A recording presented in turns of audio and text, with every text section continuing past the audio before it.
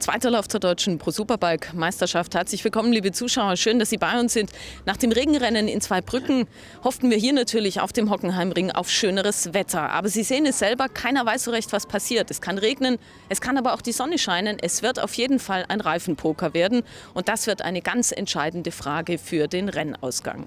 Jochen Schmid kommt als Führender in der Gesamtwertung nach dem ersten Rennen hierher. Für ihn ist es sein Heimrennen und noch für einen zweiten, nämlich Udo Mark aus Furtwangen. Der hatte sich ja im Training auf der Trainingsrange von Kenny Roberts schwer verletzt, aber er beißt die Zähne zusammen und hat gesagt, ich will hier auf jeden Fall auf dem Hockenheimring fahren. Wir haben natürlich alles zusammengefasst in unserem Nachrichtenblog von und mit Hannes Bichteler und er ist auch Ihr Kommentator. Viel Spaß! Okay, du kommst dann, schwenkst dann rüber.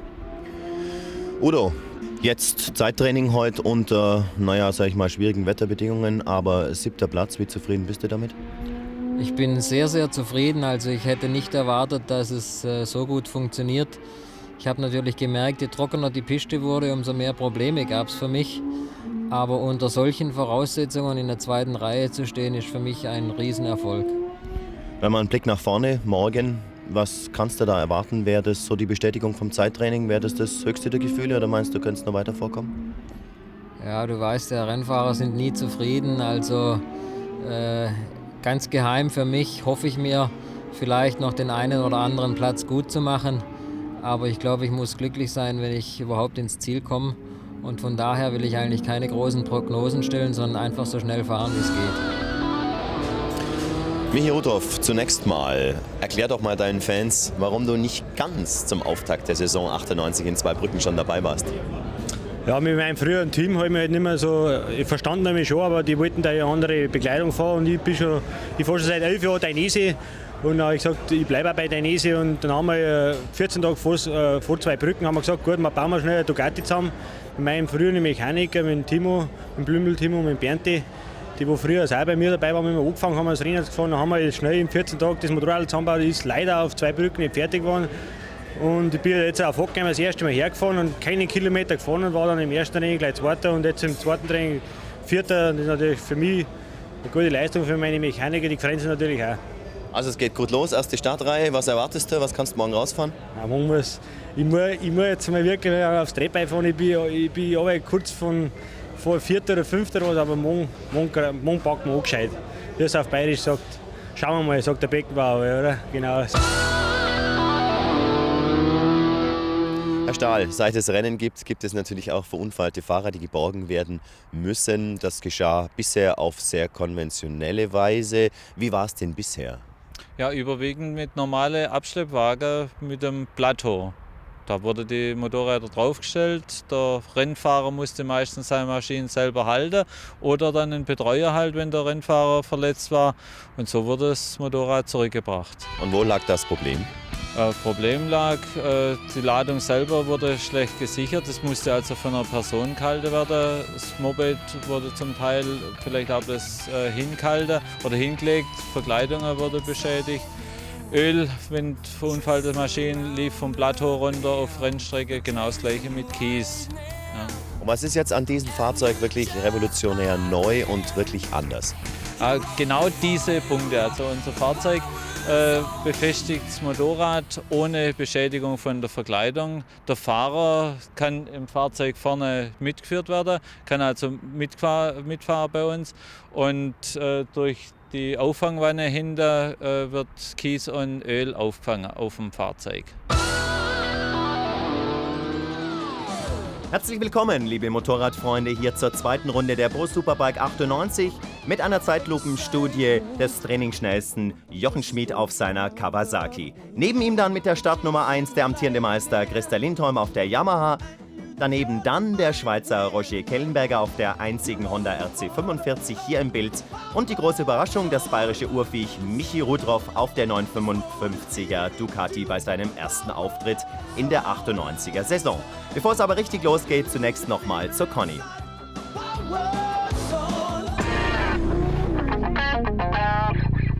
Der Tipp des Tages wie immer präsentiert von PS, dem Sportmotorradmagazin. Und heute tippt Michael Rohrer, Sportredakteur vom Motorrad. Wie geht's aus heute? Ja, der Jochen Schmidt hat zwar auf seiner Kawasaki die Trainingsbestzeit erzielt, aber ich tippe eigentlich auf den Christer Lindholm, auf die Startnummer 1, solange es trocken bleibt. Weil der Christer sollte im Trockenen doch ein Tick stärker sein. Wenn es aber regnet, die Wolken hängen ja sehr tief, dann glaube ich, dass der Jochen eine Chance hat. Also im Trockenen Christer Lindholm, wenn es noch regnet, Jochen Schmidt. Ja, und das merken wir uns, diesen Tipp des Tages. Und hier geht's in Hockenheim beim dritten Lauf zur Meisterschaft in die Aufwärmrunde. Hier nochmal die Porträts der ersten Startreihe. Jochen Schmidt, der Führende in der Meisterschaft nach Zweibrücken im Team Green Kawasaki. Christer Lindholm, 32 Jahre ledig und an diesem Wochenende grinst er auch so wie hier auf diesem Bild. Er hat seine neue Freundin hier in Hockenheim mit dabei. Dann Roger Kellenberger im Tide Power Racing Team und zu guter Letzt Michi Rudroff, nicht im Team Alpha Technik Suzuki, sondern im Rallye Sport Racing Team auf einer Ducati 955. Die zweite Reihe eine internationale mit dem besten Privatier, dem Finnen Juha Berner, dem Südafrikaner Gianni Ackroyd, Udo Mark und dem Spanier Ruben Xaus. Startreihe 3 und 4 haben Sie mitbekommen. Sie können sich Ihren Liebling zurechtlegen. Jean-Pierre Jondard mit der 51 ist wieder mit dabei. In Zweibrücken war er noch nicht da. Und hier der Rest des Feldes.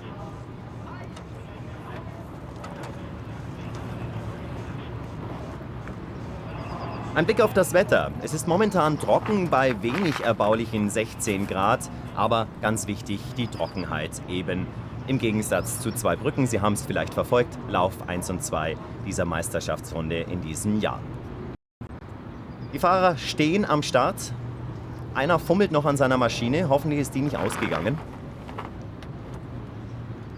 Achten wir vielleicht auch auf Andi Mecklau mit der Startnummer 13, der nur als Elfter ins Rennen geht. Er hatte wieder mal im Training bei Feuchtigkeit Helmprobleme. Beschlagenes Visier hat er noch nicht in den Griff bekommen. Aber konzentrieren wir uns nun auf den Start. Lauf 3 hier in Hockenheim zur Pro Superbike 98, der offenen deutschen Motorradmeisterschaft. Der Mann mit der grünen Flagge hinten passiert, die rote Flagge verlässt das Feld, die Ampel ist eingeblendet und los geht's.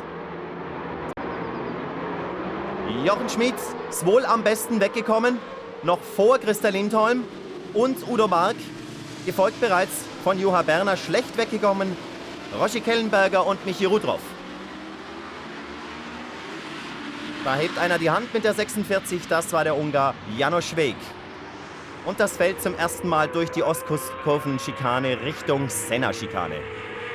25 Runden sind hier zu fahren, dies entspricht 65,85 Kilometer auf dem kleinen Kurs in Hockenheim. In Führung Jochen Schmidt vor Christer Lindholm und Udo Mark, der immerhin von dem 7. Platz kam. Dann Berner, Ackroyd, Mecklau, Kellenberger und Rudroff.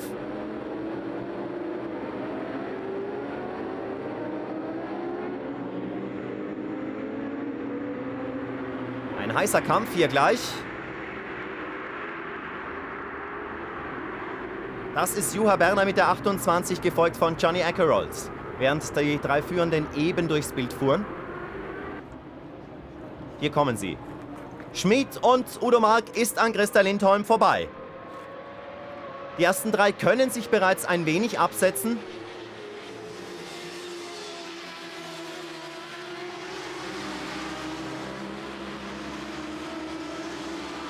Erstaunliche Leistung von Udo Mark. Sie haben es in den News gesehen. Sein Bein mit Quark geschmiert nach seinem Schien- und Wadenbeinbruch. Vor wenigen Wochen im April, Anfang April war das. Das sei nicht sein Monat, so Udo Mark, gewesen. Wer weiß, vielleicht läuft es hier besser.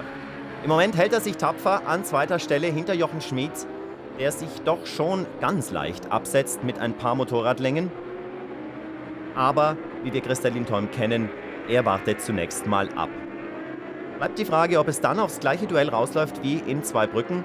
Lindholm hat ja, wenn Sie so wollen, im zweiten Lauf dort gepatzt und wurde nur Vierter, nachdem er den ersten Lauf gewonnen hatte.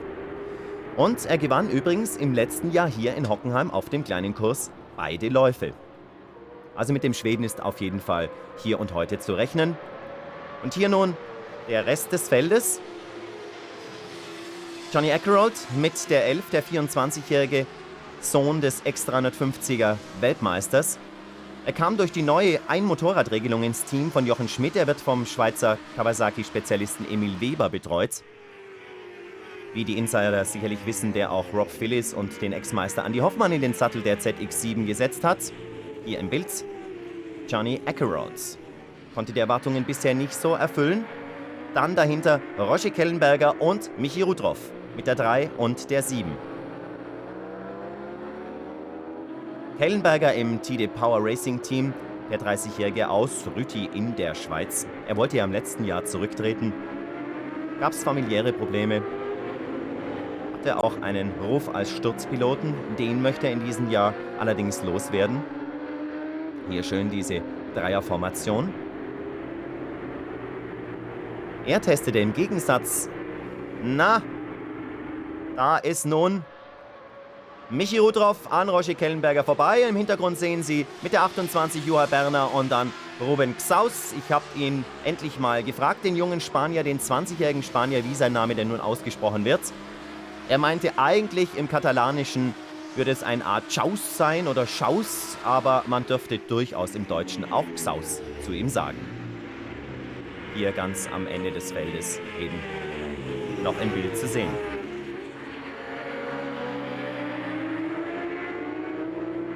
Oh, und Akeroyd muss hier heftig kämpfen. Die Spur ist eigentlich trocken, aber auch nur auf der Ideallinie. Es gab hier schon im Rahmenprogramm einige Rennen und somit einige Piloten, die die Strecke quasi trocken gefahren haben.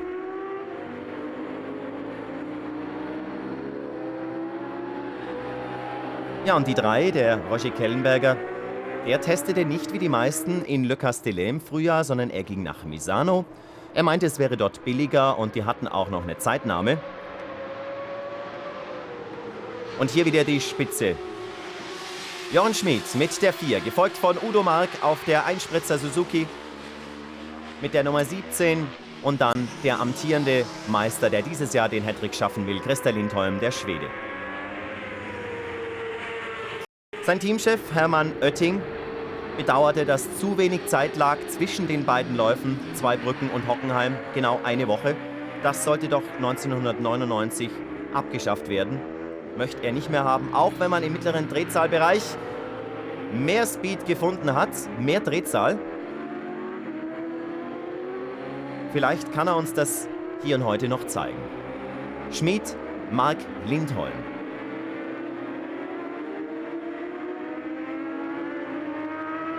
Am 5. April war es genau, als Udo Mark in Barcelona gestürzt ist.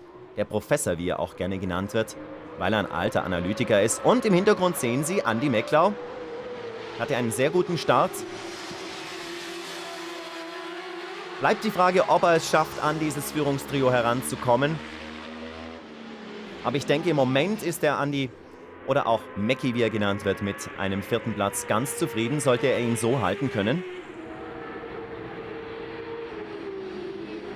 Ja, die 98er, während hier nun Christer Lindholm an Udo Mark vorbei ist. Ich wollte Ihnen gerade was über die 98er GSX R57 Suzuki von Udo Mark erzählen, vom Team Suzuki Deutschland. Die rennt hervorragend mit der elektronischen Benzineinspritzung. Also Regelung mit einer Lambda-Sonde, lässt feinere Dosierungen zu, ermöglicht mehr Leistung bei höheren Drehzahlen. Die neue 1000er, die L1000R, die soll dann erst am Pannonia-Ring zum Einsatz kommen und so lang möchte man der Einspritzer Gelegenheit geben, ihre Fähigkeiten zu beweisen. Sie sehen es hier, 6 Runden sind gefahren. 19 von 25 Runden. Und nun ist Lindholm vorne. Auf der Geraden kann Jochen Schmid die Pace machen mit der höchsten Endgeschwindigkeit, hat er auch hier wieder bewiesen. Und in den Kurven, in den Schikanen, da scheint die Yamaha doch etwas mehr Power zu haben. Beim Reinbremsen wie beim Rausbeschleunigen.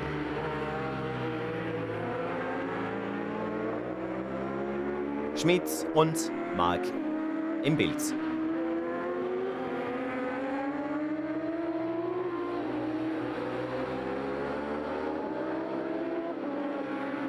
Ja, und da verliert Jochen Schmid doch schon etwas auf Christa Lindholm. Ich darf es auch vorwegnehmen, warum dies so spielerisch geschah, das Überholmanöver von Christa Lindholm. Denn der Jochen hat plötzlich festgestellt, sein Sattel ist nicht mehr fest. Und das schon in einer recht frühen Phase des Rennens. Und so kann er jetzt nur bemüht sein, vielleicht können Sie es an seinem Fahrstil erkennen, den Sitz zwischen seinen Beinen zu pressen, zu halten und hat natürlich nicht mehr diese Bewegungsfreiheit, die man für das Gleichgewicht auf diesen Big Bikes benötigt. Und jetzt bleibt die Frage, wie nah kann da dann Udo Mark noch rankommen, während Christa Lindholm die schnellste Runde hier fährt. Eine 1:06,2 entspricht ungefähr dem Training, schon etwas schneller. Vom ersten zum zweiten gezeiteten Training wurde es ja trocken und da überschlugen sich dann im zweiten Training die Ereignisse und vor allem die Zeiten. Am Schluss war man fast 10 Sekunden schneller als im noch nassen Training. Ja, und der Jochen Schmid, der muss hier kämpfen.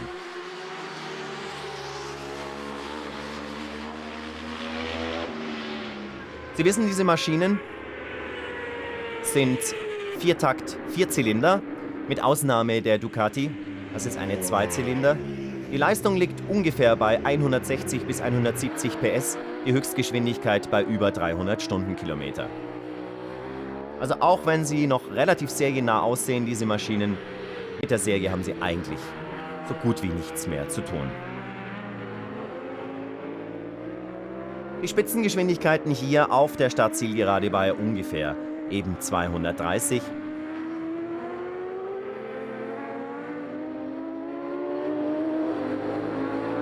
Hier geht's nun raus auf Startziel.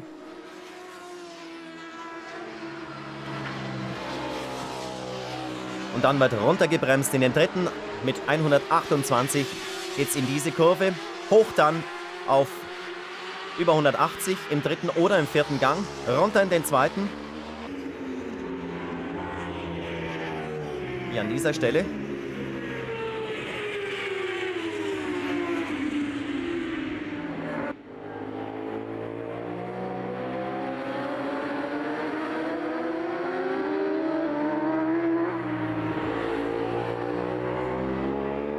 Und hier ging es dann eben wieder mit rund 140 Richtung,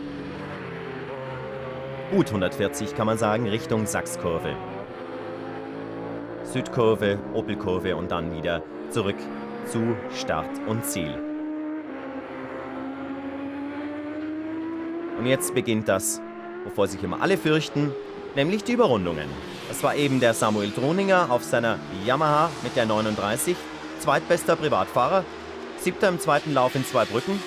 Was es allerdings mit dem Marihuana-Blatt auf seiner Verkleidung auf sich hat, ich weiß es nicht. Ich versuche es mal rauszubringen in den nächsten Rennen. Also die Überrundungen haben begonnen. Marc wurde hier von Droninger etwas aufgehalten.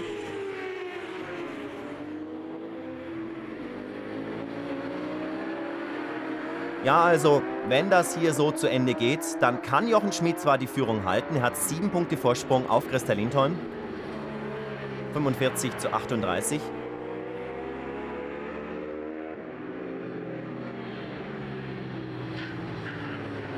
Der Jochen hier im Bild hatte die ganze Woche zu kämpfen. Er hat sich in Zweibrücken etwas erkältet. Aber zum Glück seine Frau, mit der er seit dem Winter verheiratet ist, die ist Krankenschwester und hat sich wohl liebevoll um ihn gekümmert und hat ihn soweit wieder fit gemacht, dass er hier in Hockenheim antreten kann. Dagmar heißt sie übrigens.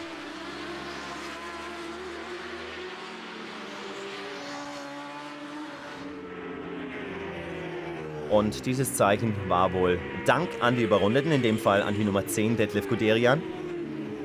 Anna Timpel sahen wir auch eben im Bild mit der 22 auf der 97er Ducati von Andi Mecklau. Die Lederhosen Connection im Remus-Team. 4 Maschinen treten ja hier an, unter der Regie von Andi Mecklau, Christian Häusle, Sebastian Vitzthum, Rainer Dimperl und eben der Mäcki. Und Christa Lindholm im Bild, der, so wie es aussieht, diesen ersten Lauf hier in Hockenheim nach Hause fahren wird. Da muss er noch an. Harry fährt vorbei und es geht in die letzte Runde. Er blickt sich um, er sieht, der Abstand zu Jochen Schmid ist ausreichend. Solange ihm da keiner mehr in die Quere kommt, muss es das gewesen sein für den sympathischen Schweden aus Stockholm.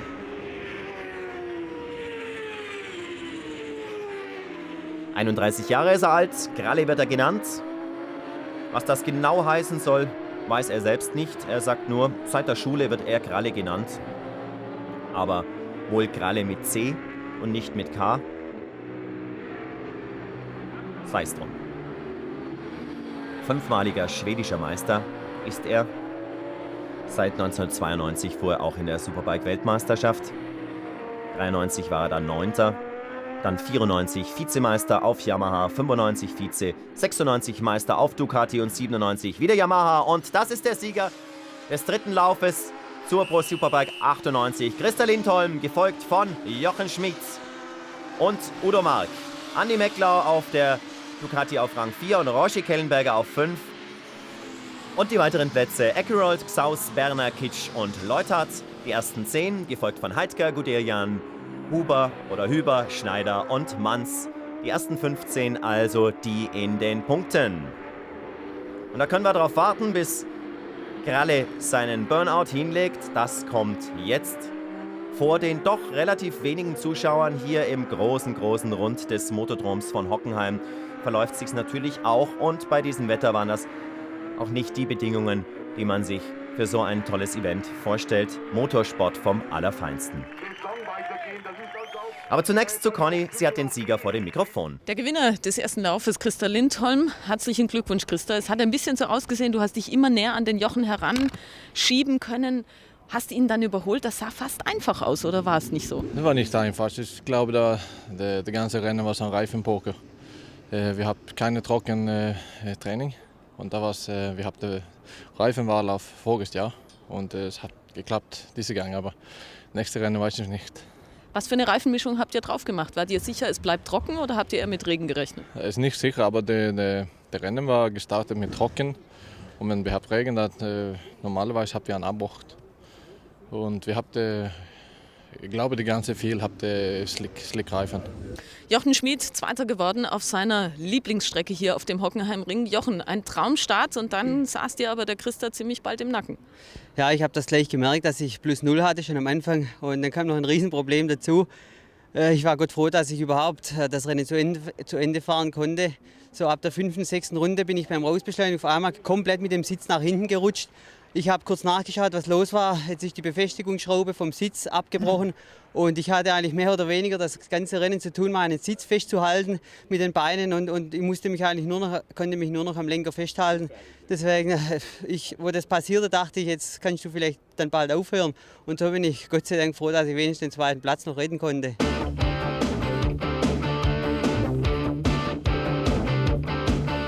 Hallo Rennfans! Ich bin Jochen Schmid vom Team Kawasaki Deutschland. Und ich bin der Johnny Ekerold, der Teamkollege von Jochen. Da gibt es wieder dieses Jahr ein Pro Superbike Gewinnspiel. Und dabei könnt ihr diese Kawasaki ZX7 im Wert von 20.000 D-Mark gewinnen. Und was es sonst noch zu gewinnen gibt, seht ihr jetzt. Als weitere Preise winken pro Veranstaltung ein Marushin-Helm und Einsatz-Metzeler-Reifen im Wert von je 600 Mark.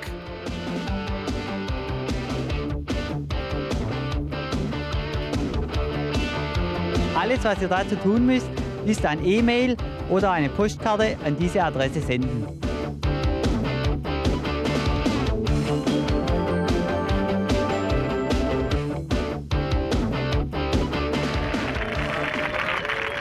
Ja, und wir sind zurück zur Siegerehrung mit einem Blick auf die Boxengasse, die Teams und die Fans, die sich dort aufhielten. Und die Hymne für Christa Lindholm. Ein Blick auf den Punktestand nach diesem Lauf. Er hat sich verkürzt, der Vorsprung vom Jochen auf den Christa. 2 Pünktchen sind es nur noch. Und dann der dritte doch schon etwas abgeschlagen. Das werden wohl auch die ganz großen Favoriten sein, sofern Udo Mark nicht noch fast Unmögliches fertig bringt und ganz nach vorne fährt.